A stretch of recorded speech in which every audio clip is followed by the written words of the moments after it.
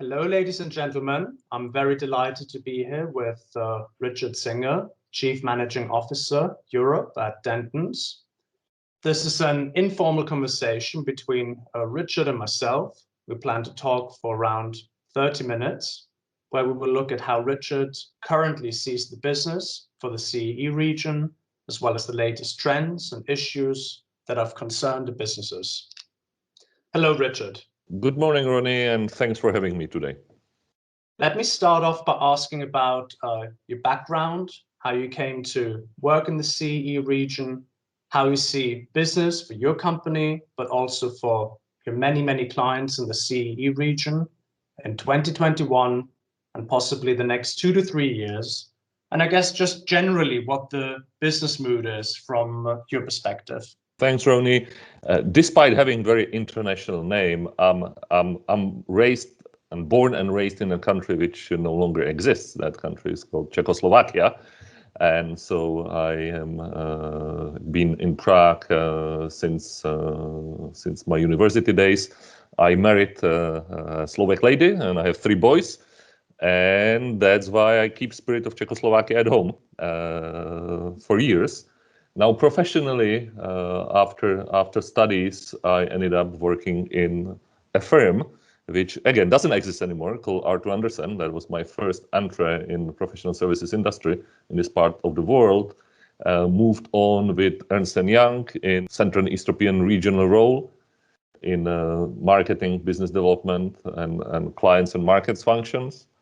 And then switched into the legal industry in early 2009. Where I spent several years again in Central and Eastern European role with Wein case, then move on to my current firm, Dentons, back in summer 2014, when my role expanded. And now, in addition to Central and Eastern European location, I cover also Western Europe and Central Asia. So my remit in my role now includes more than 25 offices in 19 countries across the whole continent and Central Asia. Perfect, thank you. How do you see the region? You've had decades of experience. How do you see the situation for 2021 and maybe in the mid to long term?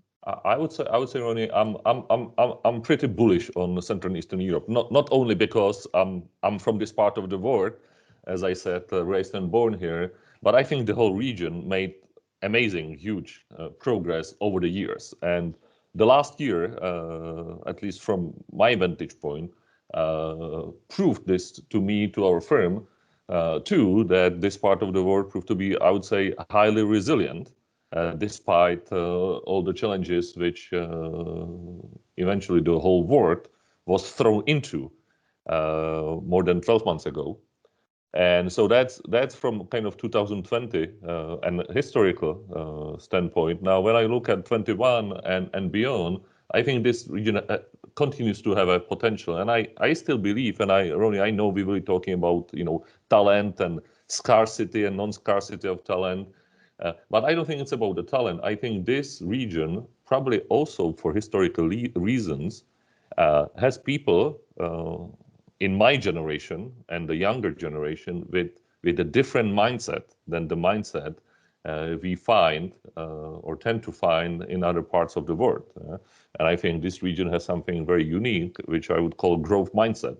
More open-minded, at least from my own experience, the people I work with in this part of the world tend to be actually more flexible and more open-minded in general. And I know I'm running a risk of generalization here, but in general, I find more people who show this personality trait, this open-mindedness, which is something I believe necessary for any organization who would like to stay around for years, because that open-mindedness leads to flexibility, leads to ability to build resilient organization, and also leads to ability to attract the talent. And I know we'll be talking about talent later, but as I said, I'm kind of moving in circles now, but I basically very much like this part of the world. I see its potential. It made huge progress, and it continues to fulfill that potential, which is still there. and will be there for at least 3 to 5 years to come. Super, thank you. Given that we've already dived into the whole topic of HR, and I know that topic is, of course, very important for your company as well, let us stick there and say, how do you see the availability of talent, salary expectations, and general work culture for 2021? And to what extent has remote work brought up new challenges? And how do you think you will structure remote work when things go back to normal, or let's say, at the very least, the new normal establishes? Thanks, Ronnie. Let's stick to remote work first, and then let's me move to other parts of the talent space. Now, what happened 12 months ago or 13 months ago, I don't even recall precisely. What de facto happened, more than 2 billion people went online, right? And I know we'll be talking about technology and digitalization. That's the next topic, but I'm making a placeholder now. And the biggest fear I had 12 months ago, or concern, not necessarily fear, is what's going to happen. You have in any organization, you have a group of traditionalists who believe that the office space is a place where the work is done, and it's a space where people need to come to be able to work, so they could be managed, not led.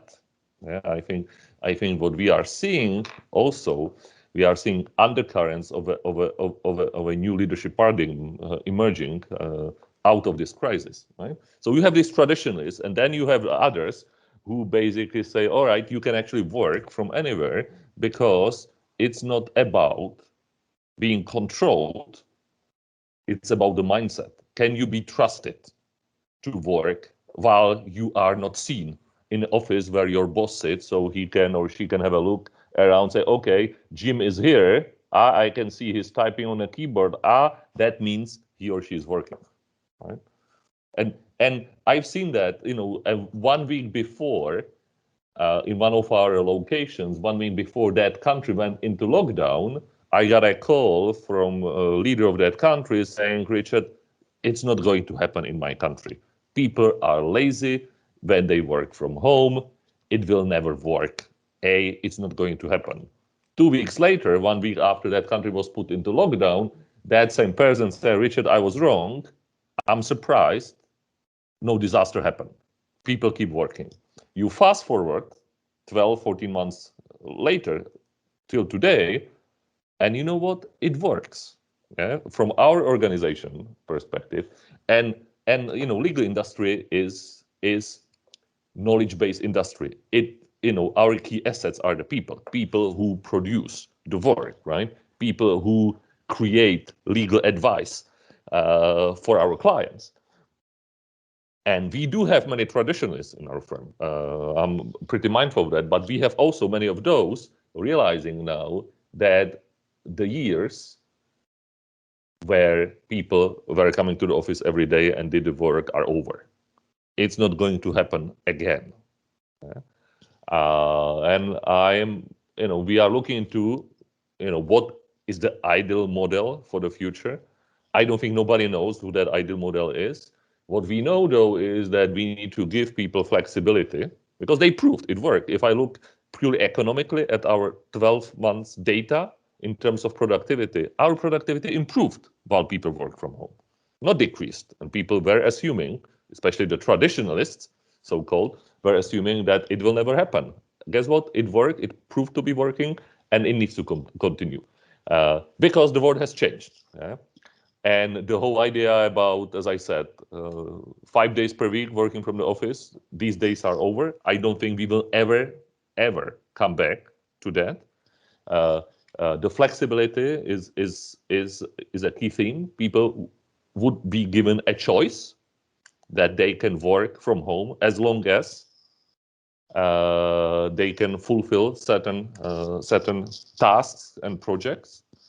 That doesn't mean, on the other hand, that we are moving from one extreme to another extreme, that people would work from home all the time. There might be some functions which have that full flexibility. But again, I think the role of office will change. The role of office will be a place where people meet, to discuss, to exchange ideas, to be trained, to be mentored, to socialize. Yeah? What we can see, again, not only in our firm, I'm sure that's in many other firms, what is missing, yeah, that any organization needs glue. Glue is a result of number of things, is a result of the culture. Yeah? But the culture needs to be supported by actions of individuals. Yeah? And part of that glue, which I think been drying out in many organizations, it's the fact that people were not able to meet. People were not able to, feel each other. We are now looking at each other in a 2D environment. I'm looking at the screen. You look at the screen. I can guess from your voice what emotions you have, right? But I can't be sure because I'm not able to detect through the sensors each of us has all over our body. Yeah? It's the sound, it's the voice, it's this tingling feelings, this gut feelings saying, is it all right? Right? That's something which maybe 3-4 years from now, exponential technologies will bring us to the world where all these things are possible, and they are doing a pretty good job to actually get us there. For the time being, there is no way. Yeah? So certain amount of socialization, being with each other, being able to feel each other, to connect, to be trained, yeah, needs to start happening again once the pandemic situations in all our respective countries and markets will allow us to do that. Yeah? So you can hear I'm pretty kind of passionate about the topic. 5 days per week in the office work is over. It will never happen again. There'll be a lot of flexibility. People will want to come back to the office because we are, as humans, we are indeed social animals. We need to socialize with others. We need to speak with others. We need to feel others. We need to be able to not only talk to them, but see and feel them out. It will come back to a certain proportion. In our industry, certain meetings, I've been on the road permanently for like 9 years. Yeah? I flew 3-4 times per week in different parts of Europe and outside Europe. Yeah? When I look at myself after 12-14 months at home, I would be able to cut my travel by 70%, maybe 75%. But there's this 25% of in-person meetings, which needs to come back because that's where the culture of any organization happens. That's where that culture is being enriched. That's where the new ideas are coming together. That's where that glue becomes glue again. So that's on remote working, Ronnie, and I know I spend a lot of time on that one. Happy to cover other topics a little bit when I refer to something I call new leadership paradigm happening. Super, thank you for these great insights. We already covered digitalization somewhat through the topic of remote work. But let me dive fully into that topic and ask you, how has your company and maybe also your industry coped with the required steps in digitalization that took place in 2020? We talked about remote work, but also higher requirements for IT security, maybe general developments in IT infrastructure, and maybe even challenges in acquiring new clients using only digital means, only digital communication. So it's a broad topic. And how do you see the general development here, and what steps have you taken? And what did you do in 2020, and how will you proceed in 2021? And do you see any bigger trends that will go beyond that time frame? Absolutely. Thank you, Ronnie. Several things here. I would distinguish here. Let me talk a little bit about 2020 and something I will call sort of baseline IT infrastructure needs. Okay. The second area I would try to speak about a little bit is the cybersecurity, right?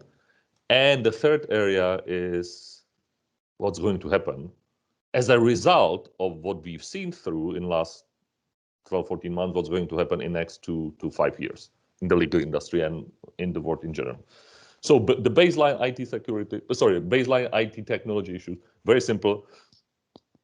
Surprisingly, that again, from the operational standpoint, and one of my remits in our organization is to make sure that the firm operates smoothly, was okay, can we actually move to the remote work overnight?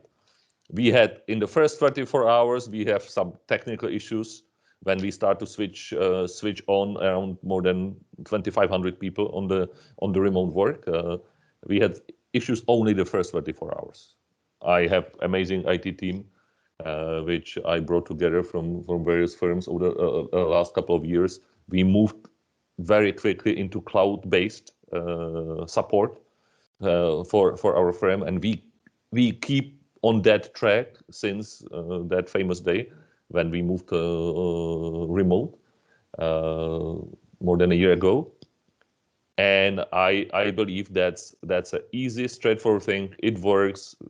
Since that first day, we didn't have any substantive issues. We keep investing into moving from desktops to laptops, despite the latest supply chain issues, which are a result of many other things. This is not topic for today's call. We keep investing into it, and we look into the technological solutions which support that way of working. And as I said, we are kind of very comfortable with what we achieved in that space. Now, moving on to cybersecurity, of course, the bad guys got better. That's a statement I heard from a colleague of mine this morning, so I borrowed that from him on a different call. But that's de facto what we could see. Yeah? The bad guys got better. So what that means, everybody needs to improve, and everybody needs to invest into cybersecurity. And that is what's happening. We've been moving and continue moving significant funds into building up the cybersecurity infrastructure, making sure those walls which are being knocked on every single second are as strong and as impenetrable as possible, right? So that's a big topic. We do have experts. That's something we are tackling not on regional level, but globally, for obvious reasons. And I believe we are not the only organization who is thinking accordingly and moving funds and investing into the cybersecurity programs, and making sure that our and their respective organizations are as I said, as impenetrable as possible, because you are as strong as your weakest link is. So you need to continue doing the cybersecurity audits, trying to see where your potential weak links are, repairing them, patching them up, training people, everything. A whole range of programs have been put in place and continue to be invested in by our firm and many of our competitors in the legal industry, and I'm sure about all the other industries too. So that's on cybersecurity. But I think what I'm most excited about, Ronnie, and most passionate about at the same time, is what's going to happen next. Yeah, last year plus wiped out 7 to 8 years of change management needed in any organization on the planet to support or create mindset open to digital transformation, or something called intelligent automation.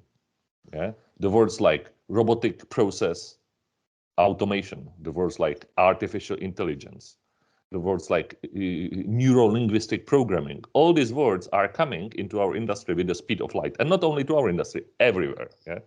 I'm working on a little startup, Ronnie. You said war stories. This is not a war story. This is a real story. I'm going to have, hopefully, over the summer, a new personal assistant. Her name, very likely, will be Lucy. Yeah? And that personal assistant is artificial intelligence. Yeah? That new personal assistant will run many things for me. And guess what? That personal assistant, at the same second, she will run things for me can run 499 additional conversations of the same type with 499 colleagues of mine, and that artificial intelligence will be able to distinguish between 500 of us. Okay, that's a little thing. Yeah? We are doing a little pilot. Right? I just wanted to demonstrate the power of scalability of something we call intelligent automation. Yeah? I believe that legal industry and the professional services industry at large is upon a dramatic tectonic change in next 2 to 5 years. Yeah?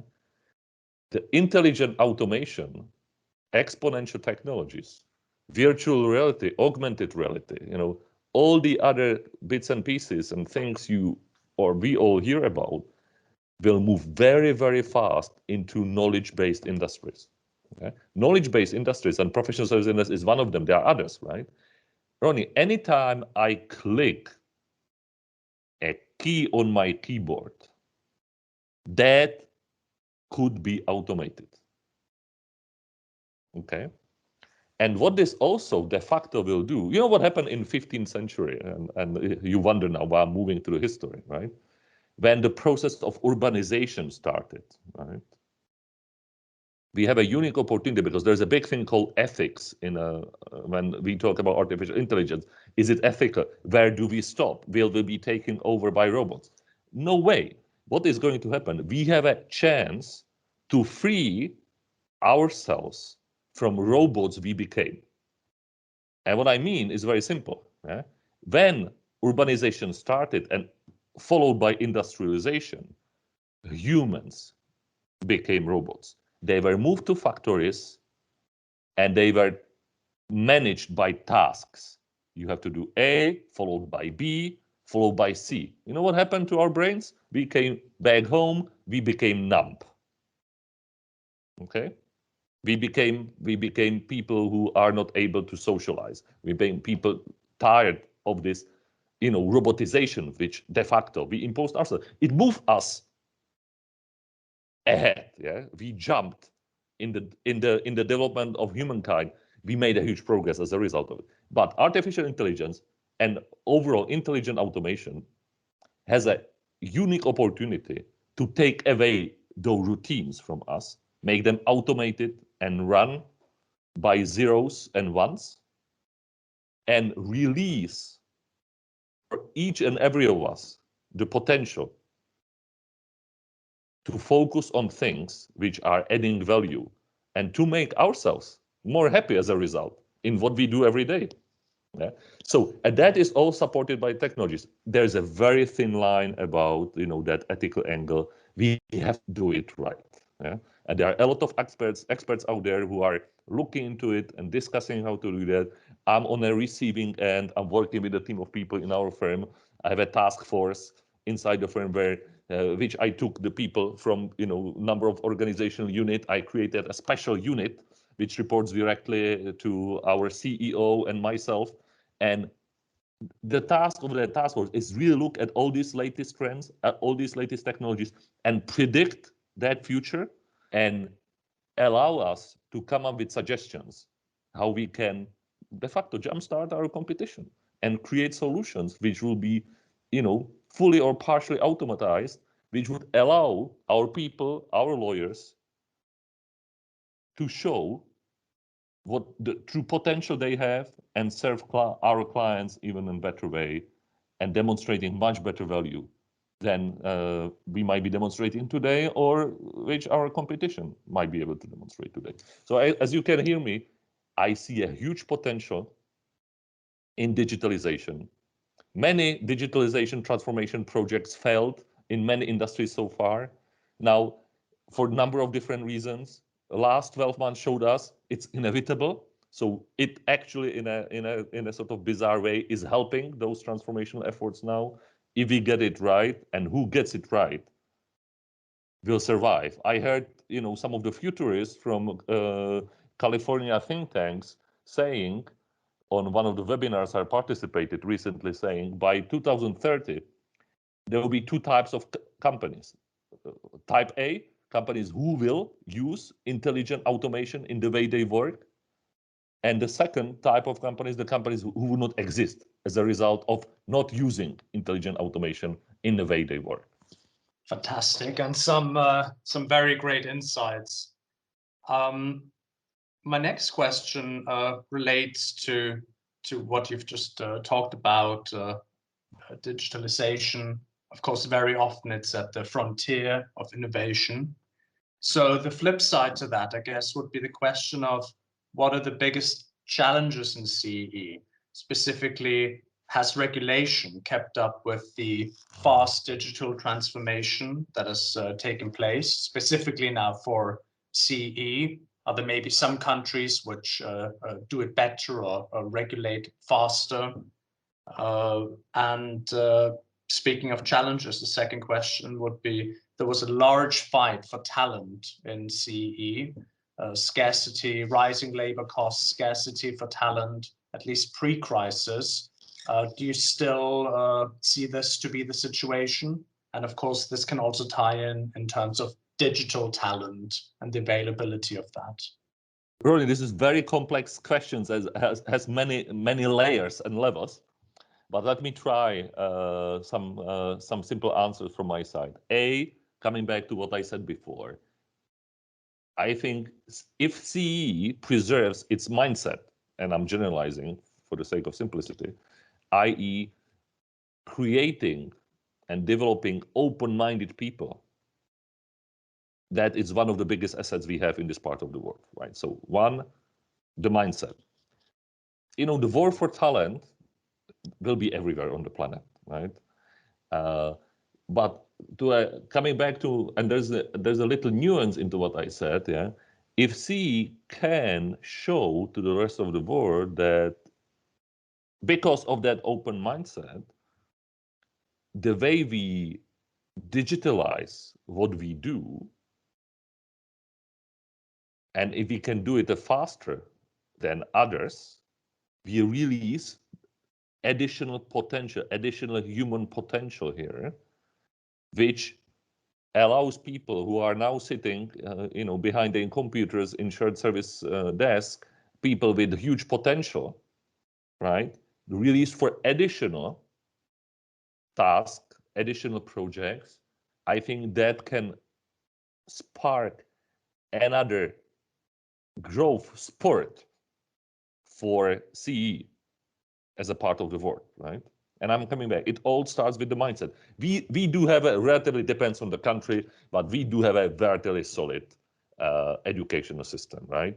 Our quality of living in this part of improved immensely over the last 20, 30 years. We have all the good signs. As I said, our advantage is that open-mindedness, that desire to learn new things, right?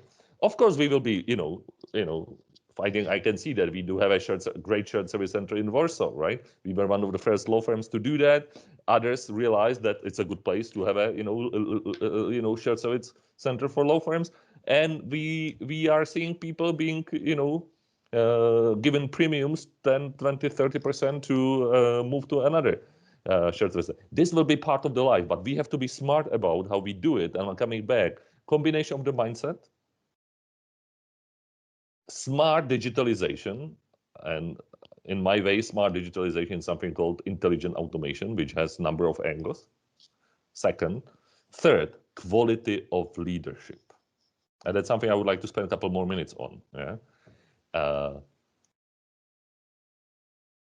But quality of leadership, Ronnie, on all levels, not only on organizational and levels or corporate level in corporations and management level in professional services organizations, on all levels in our lives. Yeah, quality of leadership in the society at large and scientific institutions, quality of leadership on political scene, right? All these things have something in common, right? Where you have a quality leaders, there is a great outcome. People do follow leaders. People don't follow organizations, they follow leaders. So something we need to focus on is on quality of leadership. And that new leadership paradigm, I believe, is de facto happening. Leaders used to be managers. They were managing organizations now. Then leaders become, the next big thing was leader needs to be emotional intelligence. That's last 20 years. The first time I heard the word emotional intelligence was probably 2004 when I took my first emotional intelligence test, right? Which was, by the way, great, and it kicked me a lot and gave me the right direction in my professional life. And I'm still thankful for that first test I took and the results I got and what I could do about it, right? Because that's something you can learn. But this is not enough anymore. In addition, what the last 12 months proved to us is, building own resilience is something, again, extra important for any leader, right? And that resilience is resilience also on physical level. You need to look after yourself. Yeah? Yeah?